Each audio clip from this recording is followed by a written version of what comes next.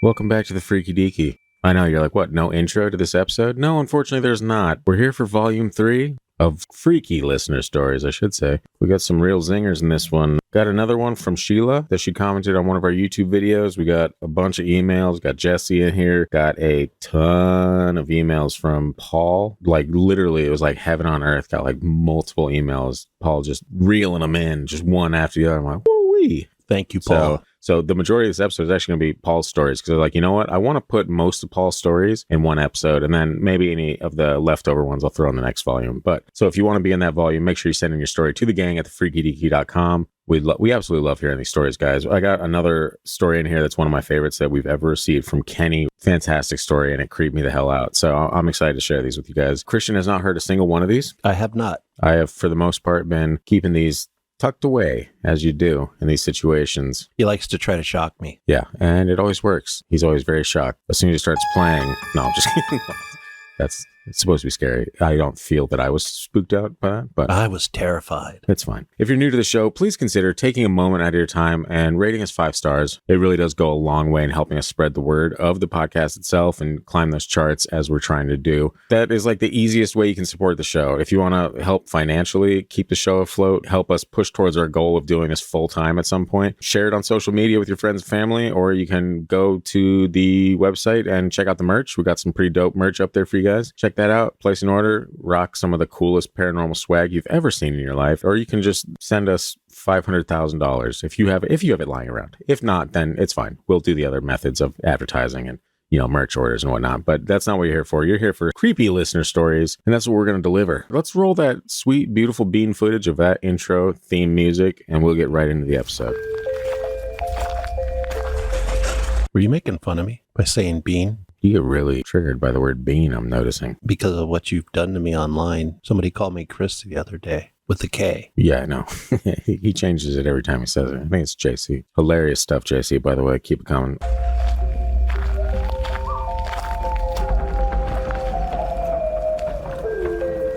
You are now entering the realm of the Freaky Deaky.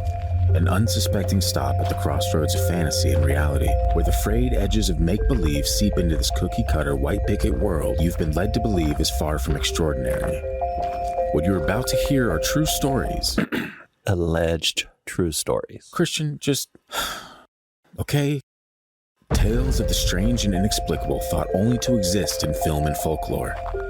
Although difficult to accept, we do not know everything about this reality. About time or space, what lies beneath the ocean's depths. And try though we might, the unchanging truth remains. There are some things we legitimately cannot explain logically. Yeah, welcome back to the show. This first story that I got for you guys is from, actually, it's the brief one that Sheila commented on one of our YouTube videos. I'm just going to go over briefly, because it's brief, and that's how you do things. That are brief, you do it briefly. And Sheila says, I chose the this was actually when you started posting questions, like polls on our YouTube channel. Mm-hmm. And Sheila actually commented on one of those about what's this like spookiest thing to encounter in the woods or that you could run into.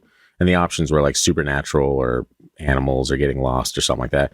And she chose supernatural. And then she let us know why she chose that. She said, I chose the supernatural only because that's the only one I've experienced while hiking. Me and my kids took a walk on a trail we've taken many times. It was early afternoon. We followed the same trails we always do, which usually takes about a half hour. We passed a few markers we recognized and kept on down the trail. After a while, I started thinking, this seems to be taking longer than usual, but figured we'd come out at the end at any moment. Well, we kept walking, and I started to think we were past the point of turning around, until it started getting dark, and it got dark quick. I picked up my littlest, and we turned around and walked as fast as we could through the now completely dark forest. It was so scary, especially having my kids with me. I'm sure getting lost is probably the actual most common threat when hiking. It was, yeah. But supernatural is more entertaining. Yeah, and that's a creepy visual. Not only having your kids with you, so there's that added element of, oh God, now I got to keep these ones safe as well. And I'm terrified. But the fact that you've been walking on a trail that you've taken so long, like so many times, and suddenly it's taking a long time to get completed, then suddenly the entire forest goes dark super quick. You're like, it's time for me to turn around. Like she stepped into another dimension for a minute. Yeah. Oh man, I wish I didn't have such an overthinking mind, because there's a part of my brain that wants to understand that, really understand what happened there, and it just never will. These are mysteries, unsolved mysteries. I told you it's another dimension. Happens all the time. We don't realize when we step into another dimension. That's true. And before we step into another dimension, I just want to say thanks for that interesting short read, Sheila. That was riveting. And I feel like you got so many stories in it. You shared one on our last listener story episode that was pretty amazing with your mom and the clouds that spelled out a word. That's grade A stuff. Right. So if you're keeping anything else hidden, now's the time to send it in. I have a question for you though, Scott. Yes, please. Now that you're a parent, that story adds a whole new level of terror to it, because there is a big difference when you're hiking with your children and something scary happens. It's not just about you anymore. Yeah, but see, that's something that as a man, I've already experienced. Like, I've been used to this as it is. China always wants to go out hiking, but guess what happens if we see something scary out there? I got to protect her, and I got to sacrifice my life so that she gets away. So I've already had that. I'm the man. I'm the first to get thrown to the wolves. It's fine, you know? Well, when we had Bristol, I used to call her bear bait. Yeah, I remember that. Just in case. Yeah, and that's why we need to get another dog. And I used to tell her, if the apocalypse happened, I will wait as long as I can before I eat her. Well, that's very endearing and sweet. I don't think I could have done that, though. Eaten her. Or waited. Yeah. Sorry. No, the nuke just struck. All right, Bristol, sorry. It's time.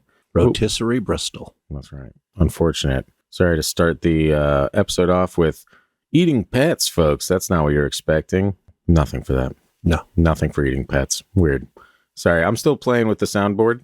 I'm still, anyone that is, you guys don't care, but we record multiple episodes in a single day. So yes, it's 10 minutes after the last episode. You got us. All right. But it's a week in the future. Time travel's crazy. And anyway, I'm still messing with the soundboard. I'm going to take some time to put some background tracks in there eventually, some stuff that's more related to our show. But for the time being, I'm having fun with it. All right. And I hope you are too, because if you get really annoyed, you're not going to enjoy most of the episode. Can I get an amen? You don't have that on the soundboard? I don't have that on the soundboard. Damn it. I can get crickets. No, it's fine. This next story comes to us from Jesse, and it was emailed into us. It says, "Hey guys, this is my first time reaching out to y'all, but have to say I'm a huge fan of the podcast." Thank you. Thank you, Jesse. We're a huge fan of Jesse. I'm going to let you know right now. I came, and I know you're going to say something to like an 80s reference. And yeah, I totally was, because I know. I was scrolling through my music, and guess what song? Let me guess. It was Jesse's Girl. Yeah. Wow. You know how predictable everything is around me now? That's how vanilla my life has become, Christian. I understand, man. I call all the references all the time. But that is surprisingly a good song from back in the day, when most of those songs, especially pop rock, weren't that good. Jesse, I know you weren't expecting to have Christian mansplain 80s music to you in the first two sentences of your story, but that's just the kind of grade A stuff that we bring to our listeners, and so you're welcome for that. Let's continue. Because I came across it while looking for new stuff to listen to at work, as I'm a plumber and get tired of the same playlist. Jesse, holy shit, every pipe in my house is leaking right now. Come to Wasilla, Alaska, and help me fix these pipes. That sounded way more sexual than I was intending. I've gotten about halfway through your podcast and just finished your most recent of viewer stories, which got me thinking I'd send y'all my few encounters, as I'd love to hear your thoughts. My earliest encounter I can think of, I had to be closer to 6 or 7 years old, and went on for quite a while. At the time, it was just me and my mother living in a small house in a town called Lake Panasoffkee in Florida. I actually feel like I nailed that. Nice. Let me know if I didn't. The town I grew up in. I don't remember much except for a few instances where I clearly remember seeing shadow figures around my bed at night. I'd never see anything during the day, but clearly remember once I'd lay down, I would see multiple figures almost pace around my bed. The clearest memory of this was 3 shadows, one on my left, my right, and at the foot of the bed. They would walk almost in a U shape around the bed, passing each other as if they would walk from one side of the bed to the other. It's a creepy visual. Definitely. Just like pacing around your bed. No thanks. The best way I could describe it is like when you are in a hospital bed and a nurse would be checking vitals around you. This went on for months, I believe, as I remember getting to the point I was so frightened I wouldn't sleep in the room. My mother suggested prayer, which I didn't really think would work as I wasn't raised religious, but I remember after a few nights of prayer I stopped seeing shadows and was able to sleep in my room. Didn't think anything of it for years. My next encounter wasn't until quite a few years later, and it was the only time I've seen this. My family had grown, and it was now my mother, her boyfriend, and now my little brother and I moving into an older house, a town over in Bushnell. Really nothing crazy had happened leading up to this. I was probably closer to 12 at the time, and there wasn't much to be said about the house. It was nothing fancy, just a small house on 10 acres. Very quiet area. 10 acres, holy crap. We grew up in California, that kind of stuff doesn't exist. Yeah, we had like a house in 10 feet. Oh, beautiful property, yes. One night I was getting ready for bed and was in the living room talking to my parents, getting ready to hop in the shower before I went to bed. I remember clear as day turning to walk out of the living room to walk down the hall attached to the room. Attached to this hallway was my bedroom, directly across the bathroom, and at the end of the hall, my little brother's room. As I looked to go down the hall, all I saw was an elderly lady leaning out of the bathroom. Creepy. I still get chills remembering this, and I'm 25 now. I could see her so clearly, I was positive that somebody was in our house. I still remember her curly gray hair and expressionless face. As I looked at her, she leaned back into the bathroom, and I proceeded to shit myself. That is the move, man. No judgment here. I swore up and down to my parents that I had seen a lady go into the bathroom. Both of my parents thought I was insane, which is the parent move. Right. Yeah, I'm not going to be like, well, hey, let's check this out for the safety of our child. Nope. Of course, they went to look, and nobody, I should have finished reading that sentence, huh? Definitely. You had good parents, Jesse, apparently. My son tells me he sees something big. It's fine. Nothing's there. Just keep going. No, you got the move is, as a parent, is to go look and be like, everything's fine. And then as soon as you're trying to light off, monsters appear. Like, oh, God, they're back. Both of my parents thought I was insane. Of course, they went to look and found nobody. Shortly before we moved, I found out from the family friend that we had bought the property from that their mother had died on the property, and to this day, I wonder if that is who I saw.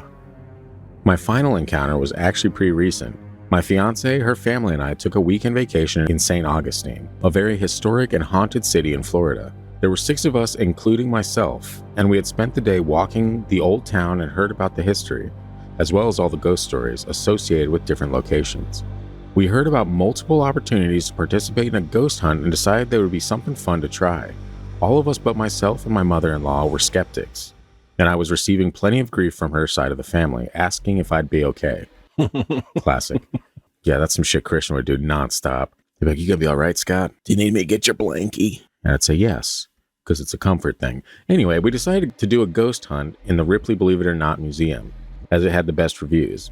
I will admit, I went in not really expecting anything, but had an open mind. So they give you, I think it's about 2 hours to walk the museum in the dark with different tools available for you to use. Before they let you walk, they sit you in a room and give a presentation, telling you where certain spirits have been seen where, what kind of interactions have been reported, actual photos from other guests that have captured stuff, etc. This is where my night started to get interesting right away. We were one of the last families to be seated, so we were in the back row, which was fine by me. I could see the whole room except for behind me, but I knew it was just a wall about 5 feet back. During the presentation, I felt something tug my hair, almost like a kid when they give your hand a light tug to get your attention. Not hard, but there. I looked at my lady, thinking it was her trying to mess with me, but she was 2 seats over and glued to the screen. I brushed it off until they got to the slide talking about the spirit of a little girl who's been spotted everywhere in the museum and is known to pull hair. Already at that point, I'm like, But again, I just kind of brushed it off and carried on. The night continued and we really didn't get any action until we picked up a voice box and brought it with us. At that point, we started asking questions. One of the first asking how many people were in the room. We hadn't heard anything but static from the box, but after that, clear as day, we all heard 7. We were confused until we did a head count. 6 of us, plus whoever is talking, would be 7. All of us kind of got the chills after that and didn't have much luck getting any more answers throughout the night. But a couple of times I could have sworn I'd catch a glimpse of a shadow following our group out of the corner of my eye when we'd leave a room. I haven't had a chance to go back, but would love to do it again and see what I find. Anyway, those are my only encounters, and I'd love to hear y'all's input on them. Love the podcast. Must be from Boston. No, it's me. Love the podcast, and I'm definitely looking forward to next week's episode. Keep it up, guys. Jess. Take a camera next time you go to the museum. Yeah, that is kind of funny. You definitely wouldn't expect something like Ripley's Believe It or Not to be like an actual, you'd be like, I'm actually going to experience something here, because that seems like, I mean, we all love the show, sure, but. That was a great show when I was younger. Dean Cain. I'm trying to think. I think I might have watched an earlier version. Yeah, probably in the 1940s when there's no volume. That was black and white. Yeah, it was just static and some guy standing there, shocked look on his face. Anyway, yeah, what do you think of those stories, man? The shadow figures that kind of surround the bed, like pacing back and forth. is creepy. I don't know how anyone gets any sleep when they witness stuff like that. Like, I've seen weird stuff, but I've always been able to just go back to sleep afterward. And it's never been anything like so in your face like that. Well, I mean, I guess there's been a couple. Never mind. But that's trippy to think about for sure. What other choice do you have? I mean, you got to go to sleep, but it would be, it's fascinating to me, the things that children see that you don't necessarily see as you grow older. You know, even like you've had experiences that as an adult, but most people don't, but they do have them as kids. Almost everybody can tell you one of those stories from their childhood, including me. Yeah. And you don't believe anything. For the most part. Except for aliens and Bigfoot. So I guess, yeah, he's coming along. Am I though? You should maybe treat me as I'm coming along instead of treating me as some skeptical jerk. It didn't play. That's too bad. Yeah. The ghosts are helping me. Yeah, I'm sorry you feel that way, Christian. I hope I haven't offended your delicate sensibilities. Anyway, Jesse, thanks for sending those in, man. We really appreciate it. I do really like the story about the shadows walking around his bed. Why do you like that? That's creepy. It is creepy, but it feels real. So that's why I like it. It is real, Christian. God, Jesse, can you believe this guy? Jesus.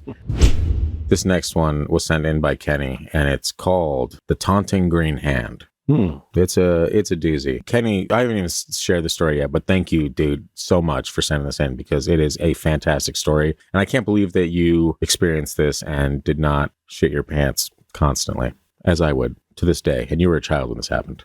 I would do it right now as a 32-year-old man. Now that you guys know the bowel movements of a 32-year-old man and the frequency at which it would happen, let's get into this story. He says, hey, Christian and Scott, I love the Freaky Deaky podcast and the topics that are covered. I also enjoy the banter and the opposing points of view. You guys are great. Thank you. That's good to hear every once in a while. Yes, it is. Yeah, and thanks for not calling us ugly. Like, that's the exclusive stuff we get on TikTok. They didn't call me ugly. I think they might have. But here's a Freaky Deaky that happened to me. I was 5 years old in the late 70s and had an encounter that still chills me today. It wasn't a nightmare because it happened at least 3 different nights, and I remember being wide awake, running to my parents' room across the hall, freaked out by what I saw. I had this little white bow tie and loved to wear it to church. I really liked that bow tie. I guess I thought it was cool. Hey man, I had a Noah's Ark bow tie that was just the business when I was 5 years old. Bow ties are the best. Yeah. Remember I wore one to your wedding? Yeah, you did. And actually mine wasn't a bow tie, it was a clip-on regular tie, but obviously it was a clip-on. I was 5. Come on, guys. I had a clip-on too when I was young, when I was about 5. I had a clip-on last week. Anyway, one night, I was laying in bed with my room illuminated by a single nightlight, and I could see my bow tie sitting on top of my dresser across the room. I remember being fixated on the white bow tie and suddenly see it fall off the dresser onto the floor between my dresser and my laundry bin. I could still see it clearly. I remember thinking I was going to pick it up so it doesn't get lost. As I went to get out of bed, I no longer saw the bow tie and was a little confused. As I was headed across the room, I saw this hand come up from behind my laundry bin, holding my bow tie. I recall the hand being a shade of green, and it was shaking my bow tie as if taunting me to come and get it. My mom was always playing tricks on me, and on different occasions she would jump out and scare me. I began to expect her to try and scare me, and this was the first thing I thought of when I saw this taunting green hand. I remember jumping back in my bed and thinking that my laundry bin was up against the wall, so there was no way someone could be tricking me. I actually said, "Mom?" in a quiet whisper to see if it was her. I was trying to wrap my head around the fact of how I was seeing what I was seeing. When I looked back, the hand was gone and my bow tie was nowhere in sight. As I was staring at the laundry bin, the taunting green hand slowly came up from behind, shaking my bow tie. I wanted to run to my parents' room, but I was afraid the hand would grab my ankle from beneath the bed. I laid there feeling my heartbeat in my entire body and somehow gathered enough courage to jump and run to my parents' room. My parents were you know what's funny is I think all kids do that run and jump thing because you're worried about what's underneath the bed. I know I must have done that a dozen times minimum. I still worry about what's under the bed. I know. Yeah, I can't have any kind of I can't have an arm hanging off the bed, a leg, nothing. I've read enough stories of things coming up and grabbing feet and pulling people. Nah, I'm good. You guys know the content of this podcast, right? Who would risk that? Not this guy. Not this guy. Anyhow, I digress. So he does the run and jump, run to parents' room. My parents were sound asleep, but I jumped in the middle of the bed and woke up my mom. I told her what I saw, and she told me I was just having a bad dream, and she took me back to my bedroom and showed me there was nothing behind the laundry bin. I felt irritated she didn't believe me and that the hand was gone. I asked her if she saw my bow tie. She said she didn't see my bow tie and she would find it in the morning. She turned the light off and told me to get sleep. Of course, I was looking back at the laundry bin, and again, the taunting green hand had rose up from behind, shaking my bow tie. It was even more terrifying the second time. I was still trying to wrap my mind around what I was seeing. Then it suddenly disappeared. My mind went wild and wondering where it could have gone. As I laid there, I heard a thump on the wall behind my headboard. I turned and looked, and there was the hand shaking the bow tie, taunting me with it. I ran back to my parents' room with my voice calling out louder this time. I told both my parents this time what I saw, and they looked at me like I was crazy. So my dad took me back to my room and looked behind the bin and my headboard to prove there was nothing there. Again, they told me to go to sleep and that I was just dreaming. Even though I was terrified, I eventually fell asleep. When morning came, I looked for my bow tie. It wasn't on the dresser or under the dresser or even behind the laundry bin. I looked in the laundry bin only to find it at the very bottom, covered in my other clothes. The same green hand visited me again on 2 different nights, always holding something of mine and taunting with it. I remember feeling afraid, but also knowing my parents would just tell me I'm having a bad dream. The last time I saw the hand, I remember being mad, and I told it to go away and stop bothering me. When it went away and never came back, it kind of empowered me. I've had other experiences like this, but have learned to face the incident with a logical mindset and make an attempt at showing no fear. Anyhow, I love hearing paranormal stories and talking about the unknown. Thanks. K. Rush. Whew. That one got me. I can the way you wrote it, I could visualize it perfectly.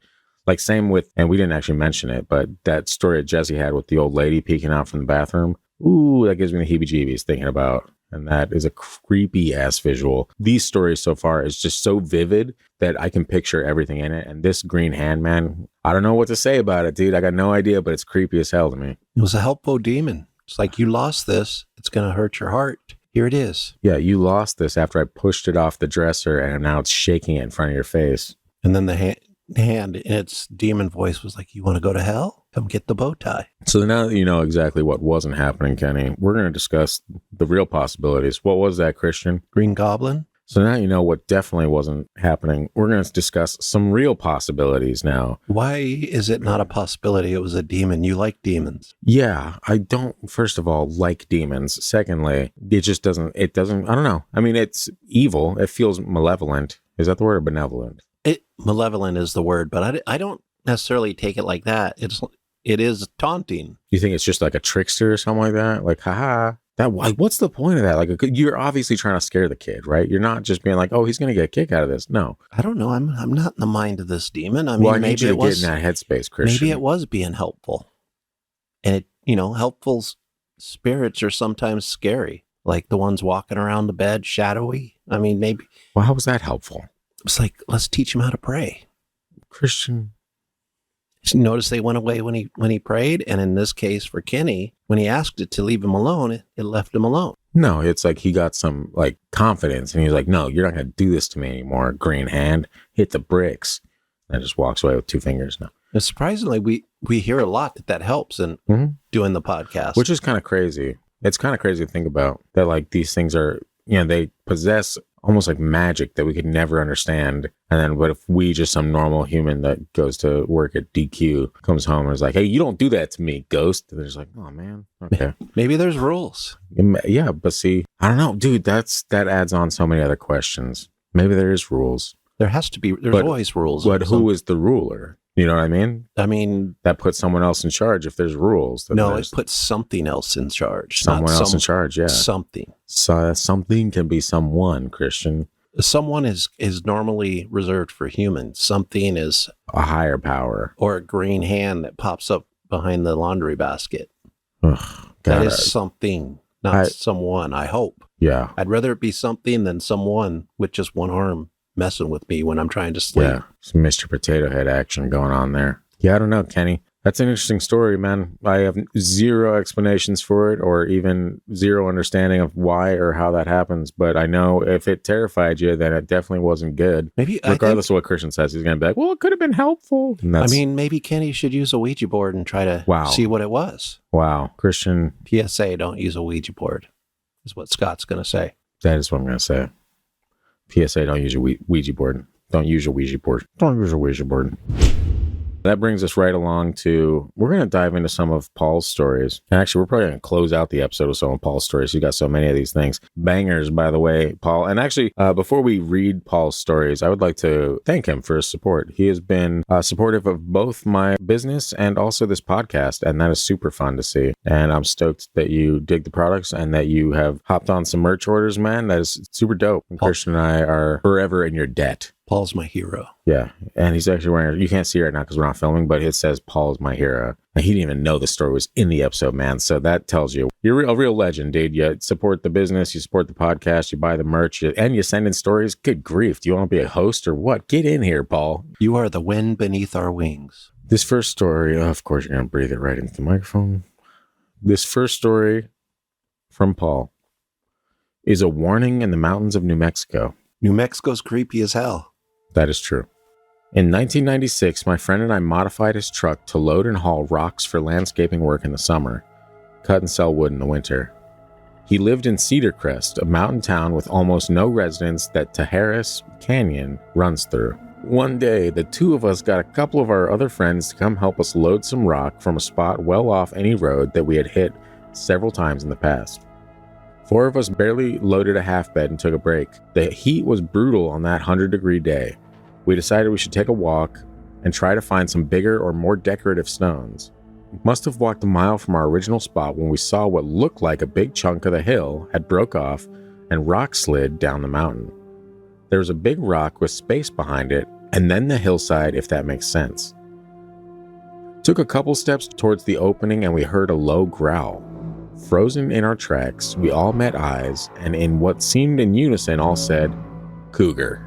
Not a completely unfamiliar sound for me and Jason, but the others had never been so close to a mountain lion in person.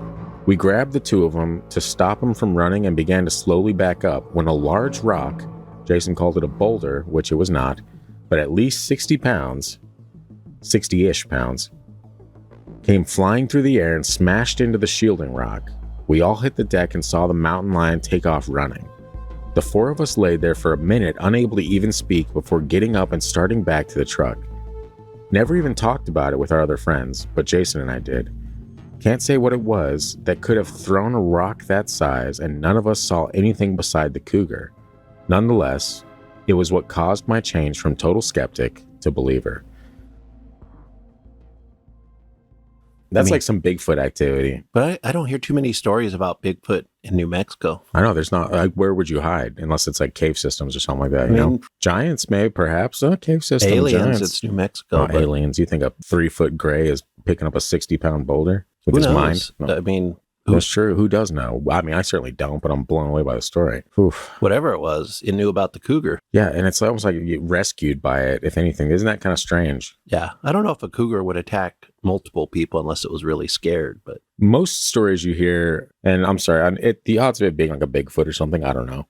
But most stories you hear with these things like throwing big rocks or boulders, the accuracy of them is crazy. Like, they could find a needle in a haystack with a big-ass boulder, and you're like, well, how do they do that, Scott? I don't know. It doesn't really tie together anyway, but I tried. Practice. Yeah, so they're, like, crazy good with accuracy. They make John Wick shit his pants and go running. That's how good they are at throwing rocks. So if I in my heart of hearts, I believe that if this thing wanted to hit them, it would have hit them. Well, obviously, it was just chasing off the cougar. Exactly.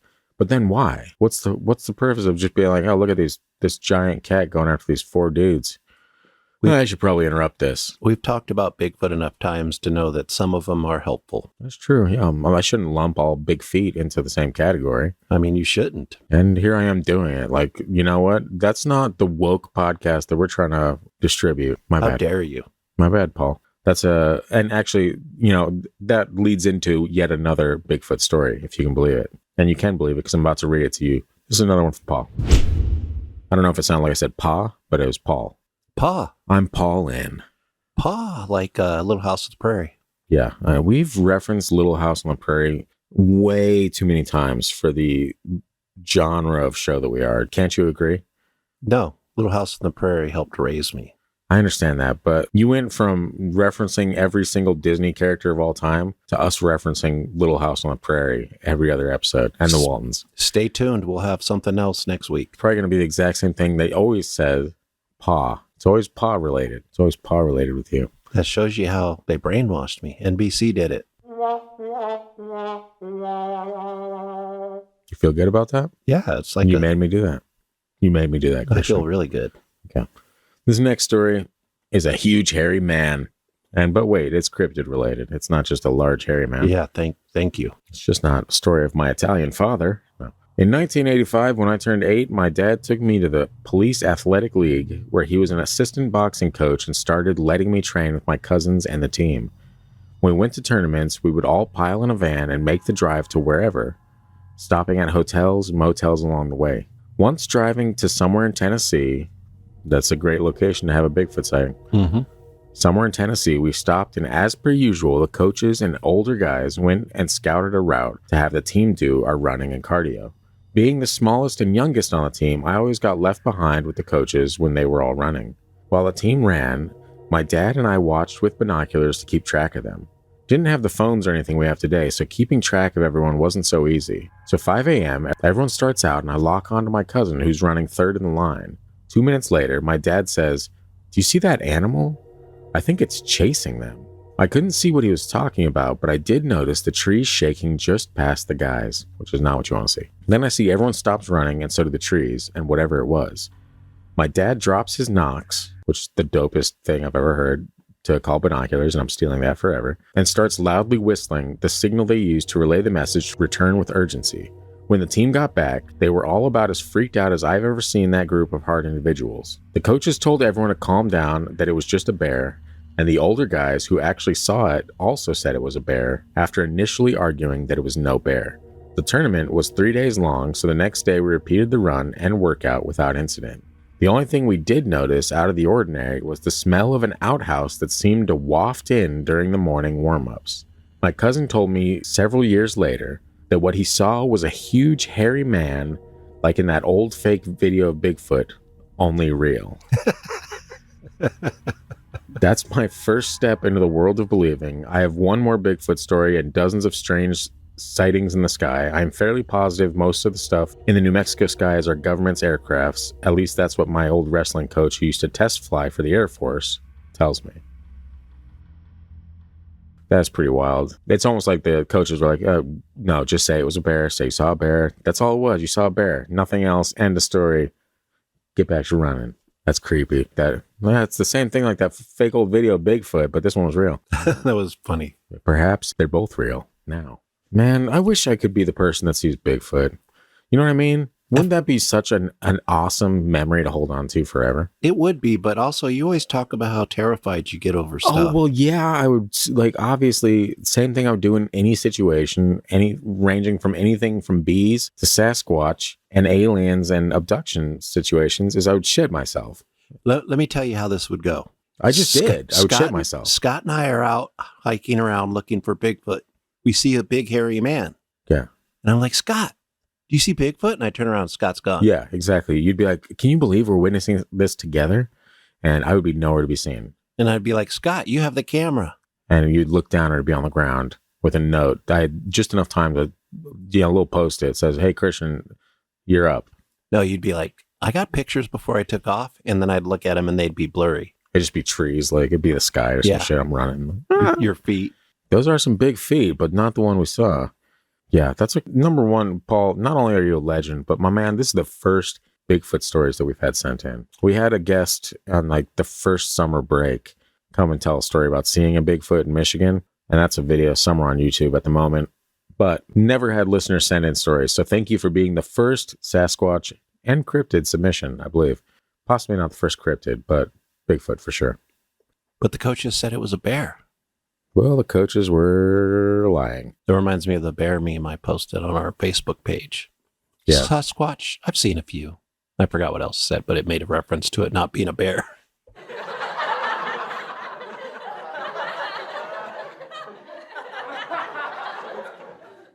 You know, now that I hear that laughing, it's kind of creepy. Yeah.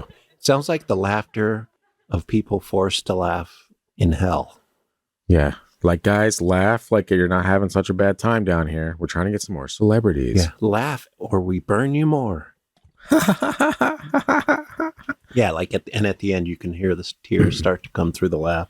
Yeah, and out of nowhere. You're like, wow. That would be the exact sound that Satan would play. Yeah, he'd be like, oh, you guys want to leave and go to heaven where everything's nice? Wah, wah, wah. This next story, if you can believe it, is from Paul. Really? I told you guys, like, this episode should just be called Paul's Listener Stories. And if anything, maybe at some point in the future, we can just, with this new equipment, this new recording upgrade that we got, it is so much easier for us to take calls and record calls and have guests come on the show. And so we're going to start rolling that out, guys. And it's going to be a very exciting time to be a listener of the Freaky Deaky. But so maybe we'll have Paul on the show at some point to talk more about his experiences and all that stuff. I mean, I've had just a blast reading these stories. So this next one is called Backpack Jack's Deal with the Devil. Ooh. I know. Yeah, I thought you'd get that. I like a good devil in an episode. Yeah, well, you are a spawn, so that checks out. Here's another interesting story from the life of Lobo, me. I worked at the Waffle House as a short order cook from 1990 to 2001-ish. Let me put it... 1999. That's creepy enough as it is. Yeah, you see some shit at the Waffle House. Hopefully you weren't the late shift or the early morning shift, whatever one it is. I worked at the Waffle House as a short order cook from 1999 to 2001-ish. One day, Backpack Jack, this homeless guy, let me start with this. I am a new man, 180 degrees from then. But back then, I was Breaking Bad in 96, more than a decade before that show. The reason I loved the graveyard shift was because I could do trucker business, cooked in the PM and breakfast in the AM. Wow. Yeah, beautiful. Back to 2000, homeless guy sitting at the bar area where he would usually. The new cook on duty, whom I'm relieving, is throwing the guy out when he yells at the cook, "Kid, I'm Jack," blank, pretty much, saying he's not going to say the last name out of respect and carry head for the man. As he was walking out, I recognized the name. Anyone involved in New Mexico would. I served this guy a cup of coffee to stay warm and out of the cold many days. The next time I saw him, I asked him. He denied being him, but looked at me as if he was dying to admit he was who he was. The story I had heard was that this guy, who had a background in chemistry, was a truck driver from Arizona, had met and fell for a woman whose family was the supplier of the to most of the state. This is a crazy story. So basically what I'm getting from this story so far, a lot of Breaking Bad is true. Yeah, Breaking Bad is true. They got this story from fucking Paul over here. Yeah. And Backpack Jack, yeah. He in turn became the guy and developed a new method and was basically the father of the method. See? This is 100%. Okay, Paul. Was he a science teacher too? Yeah. Paul, was this Heisenberg? Be honest. If I get to the end of the story, it's just Heisenberg, I'm going to be very upset. No, I'm just kidding. I'd laugh hysterically and then cut it out of the episode so people will know I'm stupid. Anyway, started transporting and became the top supply for all Southwest U.S. and was then set up by his girlfriend, now wife, by her new man, who was the lead detective in the bust. Ooh. It was all legend of this family and all that stuff that got a young hothead like I was all riled up. Eventually, I got it out of him. I would feed him all the time, and one day when he was the only person in the place, tossed him a bag of fuchsia-colored Way to go, Paul.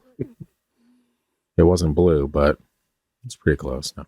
He picked it up and said, "Okay, you got me. I'm ready." "Ready for what, Jack?" I asked him. He said, "Did he send you?" "I'm ready. I'm done." I thought, oh man, he's a crazy bum. Man, I was a terrible person back then. He continued, "Yeah, I'm him." I said, "If you're him, why are you living on the street, sleeping under a bridge? What happened?" He said, "Oh, never mind. I'm just a feeble old drunk." I didn't let up, and eventually he told me his story. He said that everything I had heard was true, and then some. He told me that the woman and her family were worshippers of demons, and had actually summoned a demon and asked this demon to find them the next building block of the business. The demon found Jack. He said he was driving a load to T or C, New Mexico, and stopped at the truck stop at Four Corners, where he met a man who knew him by name and seemed to know everything about him, including what and how he was feeling. Said he tried to get away from him, but was unable to move from his stool. Said he thought maybe he was dreaming or sleep deprived or something. This man told him that he would deliver his load and will take a small, out-of-the-way trip to Albuquerque. And there he will, quote, meet the love of his life and put down roots and learn the skills to take him to his life's end. That he, the demon, quote, will be with you every step if it is what you want. So we got a real crossroads situation here. Someone get Robert Johnson on the horn. Promised wealth and happiness. Fuck it, right? He said everything the man promised happened. He said when he was cooking dope, he heard the man whispering instructions and directions the entire time, every time. He told me that when his wife told him about their crazy rituals and whatnot, he tried to leave, but at that point realized at least some of their crazy bullshit is real. He told me he turned to God and became a Christian and all that crazy, the other direction. Within days of that decision, he was being carted off to Santa Fe State Prison. Crazy. While there, he was visited by a lawyer who shared the demeanor and voiced the man from years before. This guy told him that if he will agree to his terms this time, freedom is days away. The terms? Own nothing, become no one, and never gain from your time as a person. He agreed. He eventually got out after a shortened sentencing because of some other strange circumstances, and he was Backpack Jack since. The head detective married his ex-wife and died of suddenly getting brain cancer a few years later. His ex-wife was later arrested for the Hollywood video murders in 1996 or 97. Coincidence, while I worked at a Hollywood video and knew the girl murdered. I have another story involving all of that at the time. When her and then boyfriend murdered a manager and employees, grandparents, and kidnapped and tortured and murdered her. He told me he thought for sure I was sent by the man to finally collect.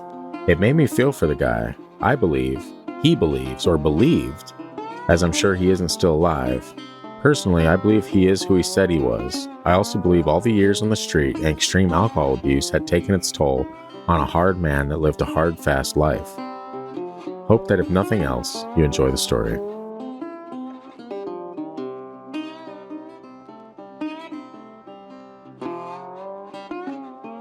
I love that story. That is such a wild ride, man. There's like so many directions my mind is going on that story. And also, like, I'm not going to New Mexico. I know, yeah. Yeah, talked me out of it. Thank you. Yeah. But that is crazy. I mean, dude, look, we've all heard some crazy stories from homeless people, all right? I once had a conversation with 6 people that was one while taking a break during my shift at McDonald's in California City. He had a conversation with everyone around me, and there was no one around me. So, I get it. Look. I don't know, man. Some of the conversations I've had with homeless people, I believed. Yeah. I believe they saw what they saw. Oh, yeah. And this is an instance of that where you kind of got to wonder. Like, obviously, you're homeless in New Mexico. It's hot as fuck out there. Probably going to be boiling. Might fry your brain a little bit. But we can kind of relate because we grew up in the Antelope Valley. Oh, yeah. Same climate. Mm-hmm. I guess you kind of get used to it. Same type of drugs. Same type of things going on. Nobody named Backpack Jack. That we know of. Yeah. Hopefully not too many of them because that is a great name. Yeah, that is a great name. And also, you know what's very strange? Like this story, it sounds all over the place, right? But it's got a beginning and an end. It's not like he was talking and then like suddenly went to Looney Tunesville and was like, oh, and then I ended up making out with Sylvester Stallone underneath a bridge next to a Dunkin' Donuts. You know what I mean? Yeah. It's maybe a little all over the place. It's cohesive. Yeah, but that's the lifestyle too. To an extent, yeah. That kind of lifestyle is all over the place, as Paul would probably agree with. So the question remains, though, do you believe, ironically, look, if this story is real, if this homeless guy wasn't spinning a yarn or, out of his mind, that means Crossroad Demons, man. There's so much lore. And actually, you know what? Great episode idea. Crossroad Demons. Go Robert Johnson, go all the old blues classics. You know how it works. You need to write this really quick. Yeah. Because there's been a couple instances where we do something or talk about something and 4 other shows instantly drop the same thing. And we're like, damn it. I know there's one, and it's not what not the ones that we call our friends, that seems to be very on point with what we're doing. And there is no way they're doing it on purpose, I don't think, but it's really uncanny. The very popular one? Yeah. Yeah, that's very weird. Uncanny. It's weird, but it's also, I don't know, maybe it's like tapping into like, it's good for us, though, in the long run. Whatever. Because one of the things I've learned from looking into these type of topics is you'd think there'd be more shows or stuff like that with this kind of stuff. Yeah. But there's not really. You know what the craziest thing about that Backpack Jack story is? What? I absolutely believe it. I do. I think that shit happens. I think Crossroad Demons, I think crazy, I guess, instantaneous success and instantaneous defeat and stuff. I think there are those types of weird like contracts almost made with like spiritual entities. It makes me think that particular form of drug brings demons a lot quicker than the other ones. That would make sense too, though. Like, I mean, obviously it's not a great thing for you to be doing. So what would be associated with that? Probably evil entities or spirits or demons. When I was younger, I worked a lot of night shift jobs, and it's a different world. It's a different world. And it is exactly as it's described right in that story. Bang up jaw, Paul. The people are just, they're different when you're a night owl. When the sun sets, things get a little creepy out there. But like I've heard countless stories about like people that you would, if you were to watch these interviews, you'd be like, oh, that person is insane. But me, it's like, you know, people that have come from those lifestyles or whatever that are now religious and are like, oh, no, I believe in God and I am a Christian or I'm this, whatever. The way that hell and demons, the dark forces of the world is always organized as like a business. It's like built as a business. It's run as a business.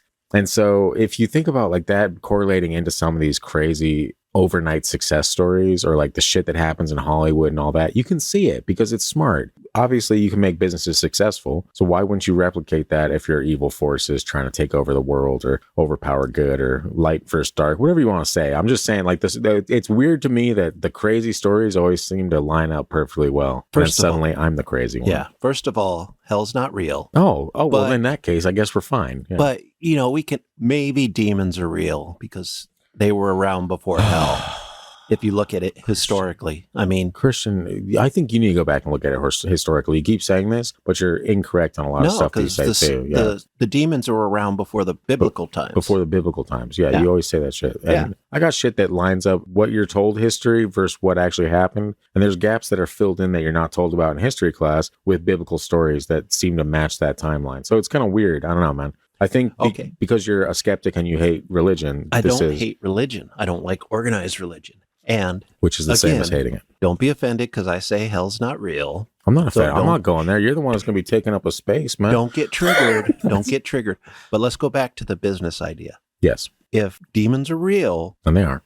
Humans didn't come up with the idea of shady business. They did. Exactly. And we're just doing what they taught us. We're just taking their tips and tricks, their life hacks. Right. But it would make sense that you could make a contract, like a binding contract with like an entity where he's like, look, in a similar sense as like the fallen ones fell from heaven or whatever and taught us all these crazy things that made us hate each other and kill each other and lust after each other, that they could just be like, oh, and here's how you make a shit ton of money. You ready, friend? It's simple math, my guy, you know? And so maybe, look, I'm not the sharpest tool in the shed at all, but when things click and add up, it's easy for me to be like, yeah, I could see that.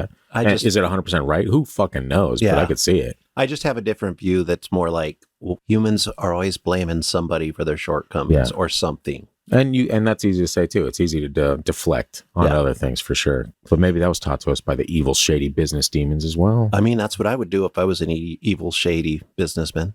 And you are. We were just talking about the great movie Constantine and its depiction of demons in hell. And Constantine, great movie. It's like for somebody like me that doesn't necessarily believe in that stuff, those demons were scary as hell. And if I went to hell or went to sleep and saw those demons, I probably would be just like, I would wake up. Do you know what Anton LaVey's last words were? No, I don't actually. Oh, I found this out recently and it scared the fuck, like creeped me out. Because I think he said, wait, something is very wrong.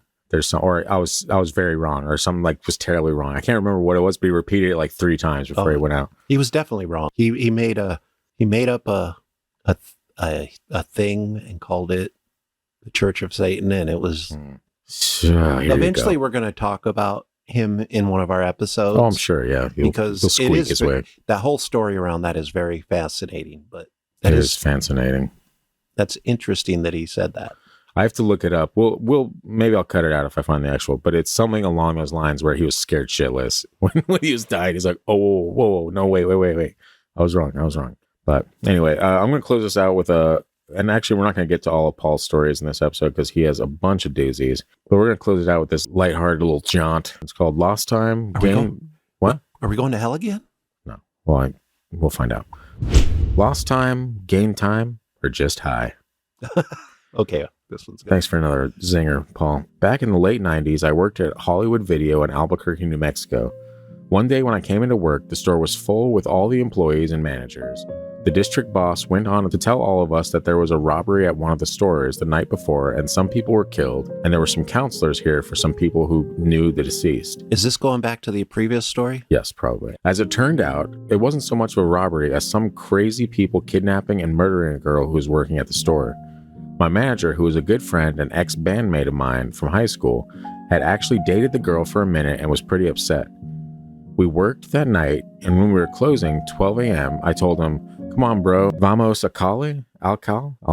I can't. Hey, Paul, I can't speak that. I got $1,000. Scott grew up in California and can't even say those words, which he should be able to. Yeah, I can, but not very well. Smoothly. Okay. I got $1,000, 2 ounces of green, and 2 ounces of boomers.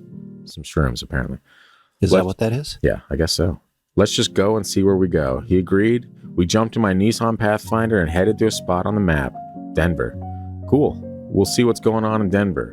Hit the road and he rolled a few blunts and joints. I know, never smoke and drive, and believe me when I say after that drive, I never have again. We drove about an hour and a half out of Albuquerque and the radio started messing up.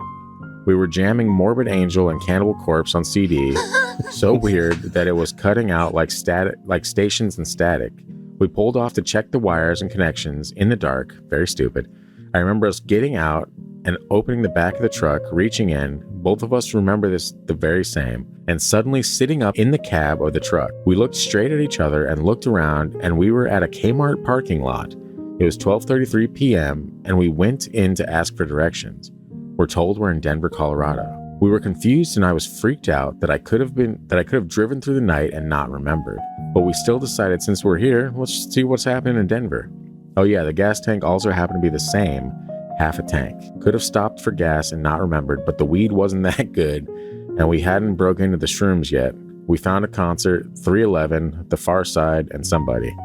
Turned out great. Went to the show, got to meet a couple of guys from The Far Side, by chance smoking out before the show. We both lost our jobs for accidentally leaving the deposit out of the safe and not coming back to work for 3 days. We're both reclusive family men in regular jobs and calm lives now. I haven't talked to him in years and never really talked about what happened beside on the drive back, just primarily to make sure it didn't happen again. Aliens. I know, man, that's the vibe. Aliens or the government?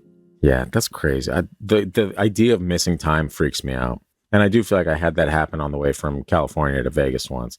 But that could have just been like, highway hypnosis or whatever. Yeah, this was not that. Yeah, this is a little more advanced. Still got a half tank of gas, which unless you forgot you stopped to get gas on the way to Denver, I don't know how you do that. But the type of music he was listening to at the time just brings back a somewhat similar memory where I was with my cousin and his friends. I think it was KNAC in Los Angeles, which was just garbage. Hard metal. Yeah. And I thought I was going to hell that day. And I thought the two people driving the car were demons. Demons. Yeah. And a bridge troll at some point too. Yes, exactly. You remember the story. I do remember. Yeah. But also I want to, Paul is like a brother to me. Seems that way. Because he worked at Hollywood Video. And you worked at Blockbuster. Yes. First it was Major Video and then Blockbuster bought it. And that's where I met China's mother. And the rest is boring as fuck. No. Pretty much. But it's history. But no, when you work at a video stores it's sad that they're not around because they were popping. That was such a cool place to work back then. Place, yeah. I enjoyed it. It was so much fun. I met so many cool and so many crazy people. Crazy, especially, I'm sure. But I enjoyed it. Those are some doozies, man. Like I got to close it out because China's got to go get her eyebrows did or something. But that was a good episode. I like these listener stories. Paul, you are a legend for sending in literally almost a dozen stories, and I'm gonna make sure to get the rest of them in the next episode we got that I'm hopefully gonna be releasing in the next 10 episodes or so if I can get some more. But keep them coming. Yeah, seriously, appreciate Paul, Kenny, Jesse, not JC, Jesse. Yeah, JC was my cat in Vegas. Jesse and Sheila. Your cat was named after Jesus Christ.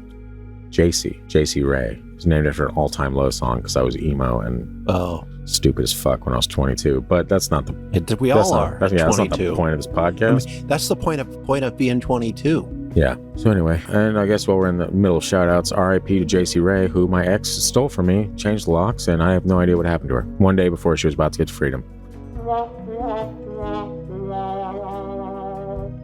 And on that note, this episode is brought to you by seasonal depression. I am tired of this damn snow, Christian, and I hope it ends soon. You know, everybody talks about hell being filled with fire and brimstone. It's filled with snow. It's snow and the Arctic tundra.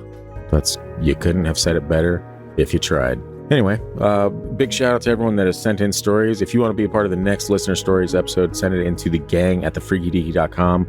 You can also DM it to us on social medias at Freaky Deaky Pod on Instagram, Facebook, YouTube, or at TFT Paranormal on TikTok. Be careful, DMs. Those stories are harder for me to keep track of. So if you really want to make sure it gets in the episode and not just a Hail Mary pass, send it in as an email, because those I at least have a folder for. I move things around. It's a whole professional thing. I don't want to bore you guys with it. Well, you get the gist of computer technology. If you do a DM, just maybe remind us a couple times. Yeah. Because I miss them sometimes too. Yeah, he does. Anyway, thanks again for all the support over the last few years. We've got some really cool stuff planned for the future. Like I said, we want to get guests on. Got some ideas for YouTube we're going to be breaking out in the near future. So we appreciate you guys being along for the ride, and we are very happy and appreciative of your patronage to the Freaky Deaky.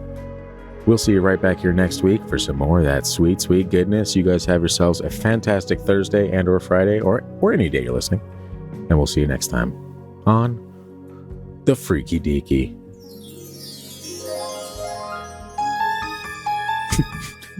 Mama! Yeah, the end.